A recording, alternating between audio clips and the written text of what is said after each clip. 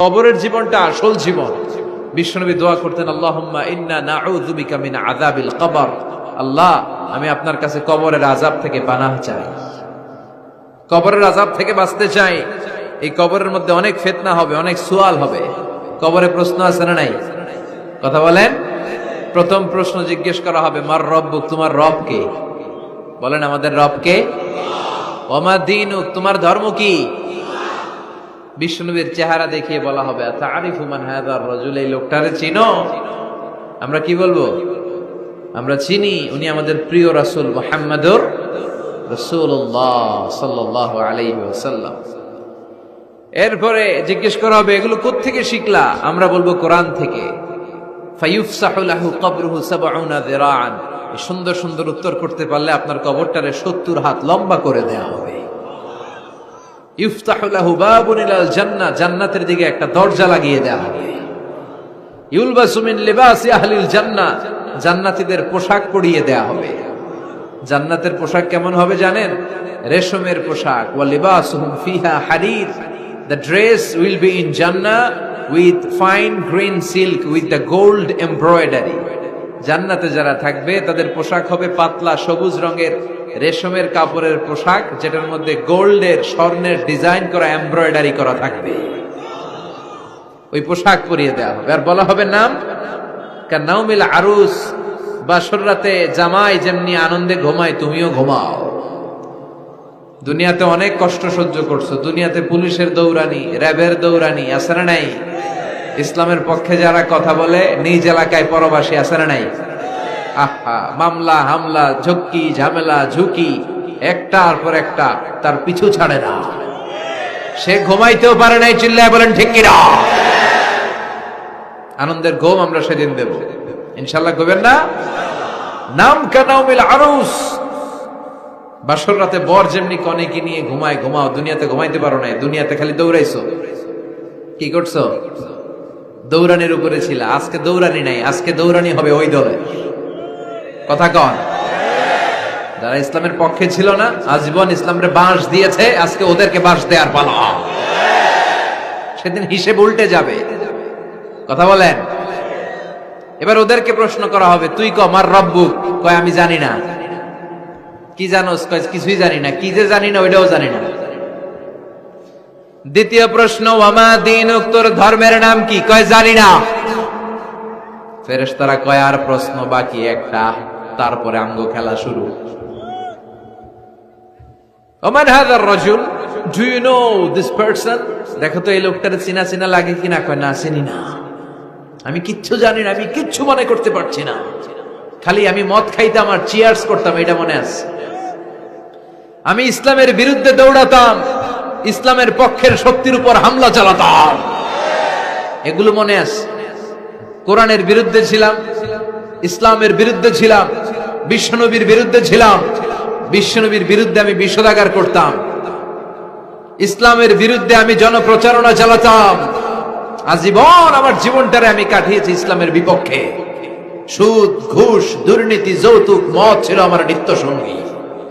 আমি কিচ্ছু মনে করতে পারছি না, আমার ধর্ম নাই, আমার কিছুই মনে নাই। ফেরেশতারা বলবে, ঠিক আছে, এবার আঙ্গো খেলা শুরু। ফায়ুতরাকু বিমাতারিকা মিন হাদিদ, লোহার হাতুড়ি দিয়ে এবার ওর পিটানো শুরু হবে। পিটাতে পিটাতে ওর গায়ের গোশত আর মাসেলগুলো থেতলে ফেলা হবে। ইয়কালু লিল আরদি ইলতাইমি, জমিনকে বলা হবে চাপ দাও। ফাতাখতালিফা আদলাউ, আহা ওয়াল আয়াযু বিল্লাহ। কবরের এক পাশের মাটি আরেক পাশের মাটি এমন ভাবে চাপ দিবে, ডান পাশের পাঁজরের হাড় বাম দিকে ঢুকে যাবে, বাম দিকের হাড়টি ডান পাশে এসে যাবে। ওর চিৎকারে পুরো কবরস্থানটা থারথার করে কাঁপবে। ওরে বাঁচানোর তখন কেউ থাকবে না। ওর ক্ষমতা, ওর দাপট, ওর হুঙ্কার, ওর অহংকার ওরে বাঁচাতে পারবে না। চিল্লায় বলেন ঠিক কিনা? হাত্তা সাআ, কিয়ামত পর্যন্ত, কিয়ামত পর্যন্ত এই দুর্বিষহ জীবন সময় তার কাটতেই থাকবে।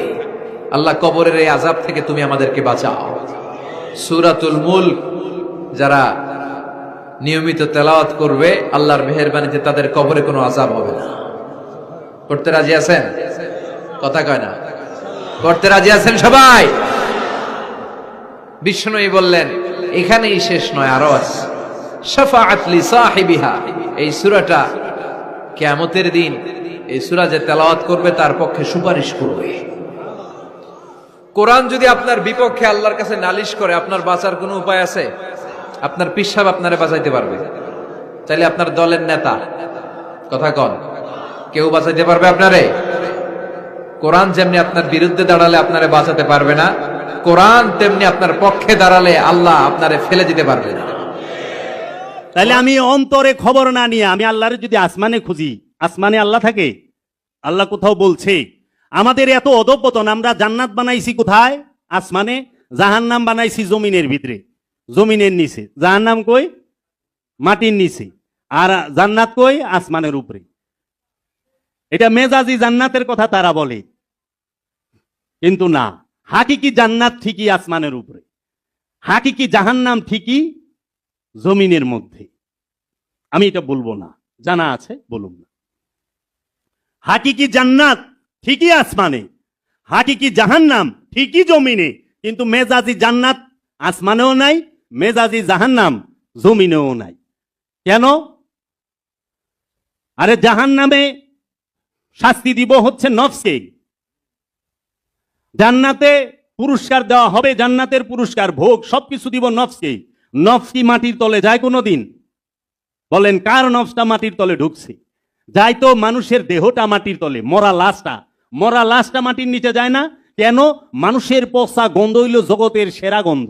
যারা মানুষ পুরা পচা গন্ধ শুনছে তারা বলতে পারবো, সহ্য করা যায় না। আচ্ছা, অহনে আপনি হিন্দু যারা আছে তাকে তো পুরাই দিল, তাকে শাস্তিটা কেমনে দিবেন? তারা কোন দেহ লইয়া জান্নাতে ঢুকবো, জাহান্নামে ঢুকবো? বলেন। আচ্ছা, অনেক জায়গায় আছে পানিতে ভাসায় দেয়, কবরই হয় নাই। আগের দিনে সাপে কাটলে ভেলাই করে বাসায় দিত না, সাপে কাটা লাশ মরলে মাছে মুছে ঠুকরায় খায় ফেলাইতো। স্বাধীনতা যুদ্ধের সময় হাজার হাজার লাশ, মানুষের মরা দেহ শকুনে ঠুকরায় খায় হালাইছে, শিয়ালে খাইছে, কুকুরে খাইছে, খায় নাই? আচ্ছা, এই যে যত যুদ্ধ হয়, এই যুদ্ধে যত মানুষ মরে, সিরিয়ায়, আফগানে, ইরাকে, এবং আগে যারা মরছে, যেরকম মুসলমানের না আপনি কবর দিলেন বদরের যুদ্ধে, উহুদের যুদ্ধে, খাইবারের যুদ্ধে গণকবর দিলেন, কাফেররে কি কবর দেওয়া দিছে? তারা কাফের যে মরছে তাকে কবর দিছে। আকবরের আমলে, সম্রাট আকবরের সময় যুদ্ধ হয় নাই, মুঘল আমলে যারা সিপাহী মরছে তাকে কয়জনরে কবর দিছে? আর যেটা দেন গণকবর, এই যে করোনার মধ্যে কে কারে কবর দিছে? সব তো গণকবর মারছে। এই কবরের ভিতরে, এই যে মাটির নিচে যে ঢুকলো, এইটা কেন? যেন গন্ধ না ছুটে, পরিবেশ নষ্ট না হয়। কিন্তু নফস ঠিকই ঢুকে জাহান্নামে, নফস ঠিকই ঢুকে জান্নাতে।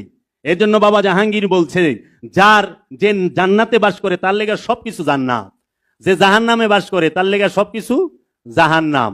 যার ক্যান্সার হইছে তার সারা শরীরেই ব্যথা, একই ভাবে অমুক জায়গায় ব্যথা নাই, সর্বঙ্গে ব্যথা ছড়ায় যায়। আর যার শরীর সম্পূর্ণ সুস্থ তার সর্বশরীরে কোনো ব্যথা নাই। তো কাজেই জান্নাত এবং জাহান্নাম এইটা সবসময় আসমানের মধ্যে, জমিনে আছে, কিন্তু হাকিকিতে, মেজাজিতে না।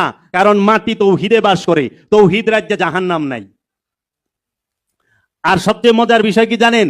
জাহান্নাম নিজেও তৌহিদে বাস করে, জাহান্নাম সেও তৌহিদে বাস করে, তৌহিদ রাজ্যে জাহান্নামই নাই।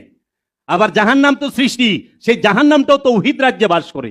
জান্নাত সেও সৃষ্টি, কিন্তু তৌহিদ রাজ্যে জান্নাত নাই। কারণ তৌহিদের লেগে জান্নাত লাগে না, তো জান্নাত লাগে জিন আর ইনসানের লেগা। মানে যদি কয় গরু ছাগল জান্নাতে বাস করে, কি অবস্থা হইব?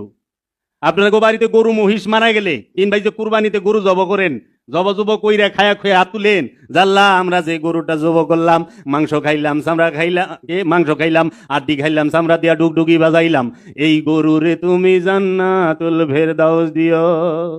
কন কেন? ও তো প্রাণী, ও তো প্রাণী, ওরও তো নফস আছে। গরুর নফস নাই, মহিষের নফস নাই, কেন আপনি করলেন না দোয়া? এই কারণে করেন নাই, কারণ তার মধ্যে সে খান্নাস রূপী শয়তান নাই তার নফসের সাথে। সে পরীক্ষামূলক নফস নিয়ে আসে নাই, সে তৌহিদ রাজ্যে বাস করে। তৌহিদ রাজ্যে যারা বাস করে তাদের জন্য কোনো মাগফিরাত নাই। এখন আমাকে একটু উত্তর দেন তো, রূহ কি তৌহিদে বাস করে? না জাহান্নামে বাস করে? বলেন। আপনি যে রুহের মাগফিরাত চান, রুহের জন্য দোয়া করেন, আমাগো দাদা হুজুরের দরবারে মাজারে আওলাদ গনে গো দেহি বারাইটা মুল্লা লইয়া রব্বানা যালামনা আনফুসানা ওয়া ইল্লাম তাগফির লানা ওয়া তারহামনা ওয়া লানাকুনান্না মিনাল খাসিরিন। আল্লাহ রাব্বুল আলামিন মিলাদ মাহফিলের সওয়াব নজর কোটি কোটি গুণ বাড়াইয়া পৌঁছায়া দাও আকায় নামদার তাজেদারে মদিনা সরকারে দু আলম হযরত মুহাম্মদ সাল্লাল্লাহু আলাইহি ওয়াসাল্লামের রূহ মুবারকে, নাউজুবিল্লাহ মিন যালিক। আবার বলে রওজা মুবারকে, নাউজুবিল্লাহ। আবার বলে অহনে আরে গেছে আর হুয়া পাকে, এতদিন কইতো রু মুবারক, অহনে কয় আরওয়া পাকে, অহনে কয় রওজা মুবারকে। রু কোনে বাবা জাহাঙ্গীর থাপা দিয়া দূরছে, আরওয়া পাক কোনে আমরা দূরছি, অহনে কয় রওজা মুবারকে। কয়দিন মদিনা শহরে দিব কয়দিন পরে, তাও ছাড়তো না পিস। তাইলে আপনারা ক্লিয়ার বুঝা যাইতেন যে গোষ্ঠী ছাড়বো না, গোষ্ঠীর মধ্যেই থাকবো, সোয়াব পাঠাইবই। তো কাজেই এই যে বিষয়টা এমন, এরা যে রুহের জন্য, রু কি তৌহিদে বাস করে? রুহের কি কোনো দেহ আছে? রু কি দেহের মধ্যে অবস্থান করে? রু কি জন্মায়? রু কি খায়? রু কি ঘুমায়? রু কি জন্ম দেয়? রু কি জন্ম নেয়? রু কি মৃত্যুর স্বাদ গ্রহণ করে? না, একটাও না। রু খায় না, রু ঘুমায় না, রু জন্ম নেয় না, রু জন্ম দেয় না, রু মৃত্যুর স্বাদ গ্রহণ করে না। রু সে কি করে? ফুৎকার করে, সৃষ্টি করে। ওয়ানুফাক্তু মিন রুহি, রু ফুৎকার করে, জন্ম দেয় নাই, খালাক না নাই, সৃষ্টি করে। তো সেই রুহের লেগা মাগফিরাত। মাগফিরাত হয় সব প্রাণীর জন্য না, মাগফিরাত সব প্রাণীর জন্য না, সব নফসের জন্য না। মাগফিরাত শুধু একটা নফসের জন্য। সেই নফসটা হইল, যেই নফসটা কি নফসে আম্মারার অধিকারী, খান্নাত যুক্ত যে নফস, তার জন্য মাগফিরাত। কিন্তু নফসে মুতমাইন্নার জন্য মাগফিরাত নাই। নফসে মুতমাইন্নার জন্য যদি কেউ মাগফিরাত চায়, সেও কুরআন দর্শন বিরোধী কথা কয়। কারণ জান্নাতীর জন্য কোনো দোয়া নাই যে জান্নাতীর জন্য দোয়া আছে, আল্লাহর বান্দার জন্য কোনো দোয়া নাই। কুরআন বইলা দিতেছে, ইয়া আইয়াতুহান নাফসে মুতমাইন্না ইরজিই ইলা রাব্বিকি রাদিয়াতাম মারদিয়া ফাদখুলি ইবাদি ওয়াদখুলি জান্নাতি। ইয়া আইয়াতুহান নাফসে মুতমাইন্না, হে পরিতৃপ্ত নফস, হে শান্ত নফস, যে তুমি তৃপ্ত হইছো, শান্ত হইছো,